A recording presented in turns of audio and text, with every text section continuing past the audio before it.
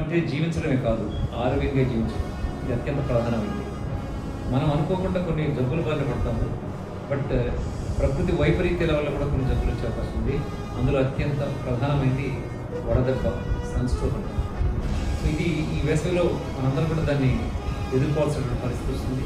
మనందరూ తెలుసు sun stroke అయితే ఎలాంటి జాగ్రత్తలు తీసుకోవాలి, దానివల్ల ఎలాంటి ఇబ్బందులు వస్తాయో తెలుసు.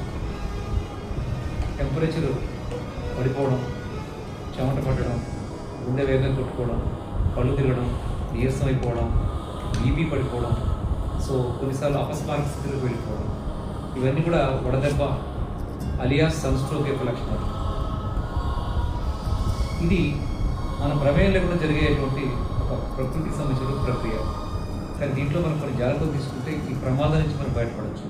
అందులో ముఖ్యంగా ఇది పిల్లలకి, పెద్దలకి, 60 దాటిన వాళ్ళకి, 5 సంవత్సరాల లోపు పిల్లలకి ఎక్కువ వస్తుంది.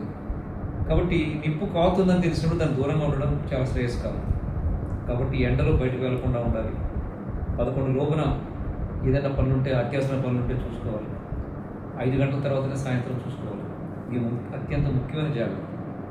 ఇంతేకాకుండా బట్టలు కూడా నలుపు బట్టలు వేసుకోకూడదు. తెల్లటి బట్టలు, వస్త్రాలు ధరించాలి. లూజ్గా ఉండే వస్త్రాలు ధరించాలి. ఒకవేళ సన్ స్ట్రోక్లో 3 దశలు ఉంటాయి.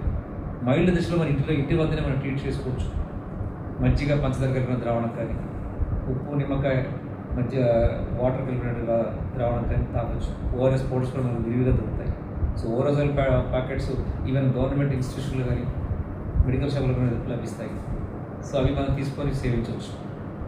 అత్యంత ముఖ్యంగా డీహైడ్రేషన్ బారిన పడితే కొన్నిసార్లు ప్రాణాపాయ స్థితికి వెళ్ళిపోవచ్చు. కాబట్టి అలాంటి పరిస్థితి రాకుండా ఉండాలంటే ముందు అవసరమైతే తప్ప మీరు బయటకు వెళ్లకుండా ఉండాల్సిన అవసరం ఉంది. సో ఏటా దాదాపు 2000 మంది తెలంగాణలో బారిన పడతా ఉన్నారు.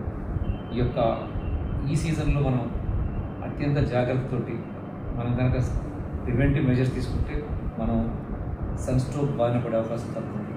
So thank you. This is doctor Kondururao, AKR multi speciality hospital CEO and MD.